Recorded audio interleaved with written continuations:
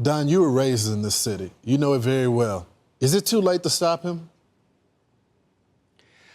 Honestly, it doesn't look good, but perhaps it's exactly what we need as a country. You know, you hate to see New York, the birthplace of Wall Street, the birthplace of American capitalism, go down in flames. But perhaps that's the lesson we all have to see. If the rest of the country watches New York fail, and I believe it will under these disastrous ideas, maybe that's what we need to stop the spread of this scourge, of this disease of communism in America. There Don Jr. is on Fox News, speaking on perhaps the only thing he's an expert in, disasters. Of course, here he's identifying New York mayoral candidate Zohram Mamdani as the source of the disaster. Of course, he's far from the only person on Fox News who is sounding the alarm as they realize just how popular progressive policies are becoming. The strategy of these leftists is to fail up. So he comes in and he's mayor of New York City, and he puts these policies in place, and it takes a period of years for them to really show themselves. And by the time that's happening, he's already moved on to run for governor. And somebody else comes into New York City and has to try to figure out how to make sense of this. He doesn't have answers to your questions. He doesn't look at a 135-pound bar on a bench press and understand the implications of that. There's no way he understands what you're talking about. So he just doesn't answer. The city will unfortunately have a tremendously massive exodus of people probably coming to Miami, to be honest. And it's sad. It's sad to see one of America's great cities fall victim to a lie. In the Democrat Party, this interview proved that the Democrat Party's main constituency are made up of Hamas terrorists, illegal aliens, and violent criminals. That is who the Democrat Party is catering to, not the Trump administration and not the White House and not the Republican Party, who is standing up for law-abiding Americans, not just across the country, but around the world. Well, look, the question is, where does the Democratic Party go from here? Do they go a direction that's much more moderate, sensible, even if they disagree with us on certain policies? Or do they go the direction of a socialist party in the United States of America? That's a choice for them to make. But my own view, Harris, is that capitalism is the greatest system known to the history of man to lift people up from poverty. And we on the Republican side ought to embrace that rather than apologize for it. One of the things that Mamdani has said in New York is that he wants to eliminate billionaires, or that billionaires shouldn't exist. My view is a little bit different. The question we should be asking is, how does every American child born in this country able to enjoy the most important things that billionaires do? Access to world-class education, the American dream, a place where we actually celebrate success rather than to villainize it. That's my vision for the future of our state, for our country. That's where the Republican Party, I hope, is headed.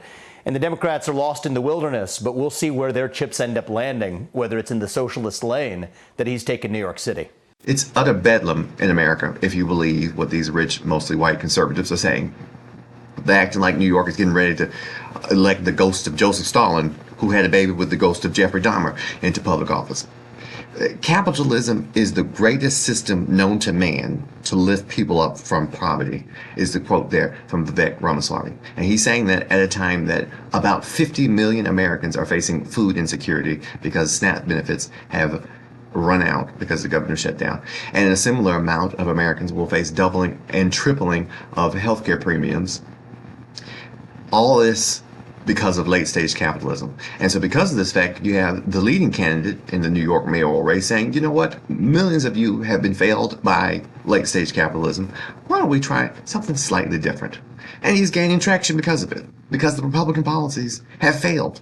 And he's not the only one who's gaining traction because of that. Democrats are on the precipice of delivering a huge blow to Donald Trump in his second term. What are we talking about here? Well, why don't we just look? Democrats lead all the key races. You go to New Jersey governor. That's really the only close one. Mikey Sherrill, the Democrat, up by 6 points. Abigail Spanberger in Virginia, up by 10. And Zohram Mamdani, up by 16 points in New York City. The bottom line is this. Yes, there are ideological differences between the Democrats, but the key common component is they are all going after Donald Trump. And all the Democrats lead, from New Jersey to Virginia to New York City, they all lead the Republican and independent opponents. Today is election day across many cities and states in the nation, and Donald Trump and the Republican Party, if polling is correct, are about to face a massive rebuke when they wake up tomorrow morning, and they're throwing everything but the kitchen sink to try to stop it from happening.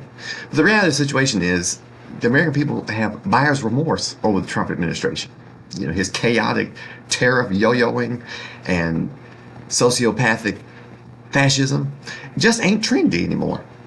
Real, true populism, instead of the fake stuff that he popularized, is taking root in America. And New York, which has been the seat of American capitalism, is about to elect a socialist because of it. So where should the party be going across the country? Because we see a whole range of Democrats that are competing in 2026. So I think I'll pull it back to Virginia, because I don't want to speak for anybody in any other state. But what I know to be true in Virginia, and why I am so excited about so many of the candidates that we have running, certainly at the statewide level, but also we have 100 Democrats running in 100 House of Delegates seats. And there are people of their communities. There are people who want to go to Richmond and speak about the issues they're hearing from their communities. And as it relates to what drives me, I am campaigning on the issues that people have been bringing to me since I first got in this race. The Democratic Party this election cycle is really running across the board. You have the leading candidate in the Virginia gubernatorial race, Abigail Spanberger, who is running as a common sense moderate. You have the leading candidate in the New York mayoral race, Zohram Mamdani, who is a socialist. And even in Maine, there's a gentleman running in the Democratic primary for the Senate seat with a Nazi tattoo. Hey everyone, Grant Plattner here. I want to talk to you about something. In 2007, when I was a young infantry sergeant in the Marine Corps, myself and some machine gunners I served in Fallujah and Ramadi with were on our third deployment. We were in a naval vessel and we pulled in for a Liberty port in Split, Croatia. We went ashore to do the thing that young Marines do, which tends to be carousing and sometimes getting tattoos. It's come to my attention that it has a stark resemblance to a symbol that is used by neo-Nazis. And I want to say that was not the intent at all. And the idea that I've been going around with something like that utterly horrifies me. I know that symbols like this can be incredibly damaging to people, and the idea that I've had it all these years and it could have been read like that is incredibly troubling. For that reason, I have gone and gotten it covered up. So really covering all bases possible, but all of them are offering an alternative to the current chaos that the Republican Party is providing the American people. And that's a winning message, because the American people are desperate at the moment for substantial and radical change. And anyone in either party, really, who offers that will see some success. With more on Mamdani's campaign and what the term Democratic Socialist really means. Sam, I've followed Bernie Sanders around the country for a year and a half, so I learned a lot about democratic socialism. But you tell me what you've learned.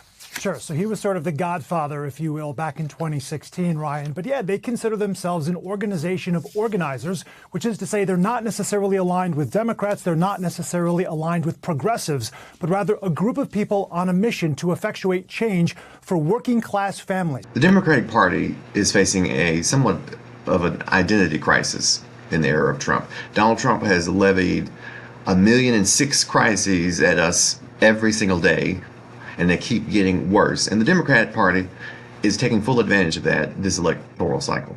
But let's not forget that the first Trump administration was also disastrous, and the American people still gave him the keys to the House a second time. If the system was working for most Americans, like it's promised to, we wouldn't see a rise in these radical candidates like then candidate Trump in 2016 and again in 2024, and Mamdani now. But it ain't. It ain't working for millions and millions and millions of people, hundreds of millions of people. So we will continue to see radical candidates, because the American people are looking for anyone and anything they can turn to that will fix their ever-growing problems: food insecurity, healthcare crisis, the disaster in the Middle East.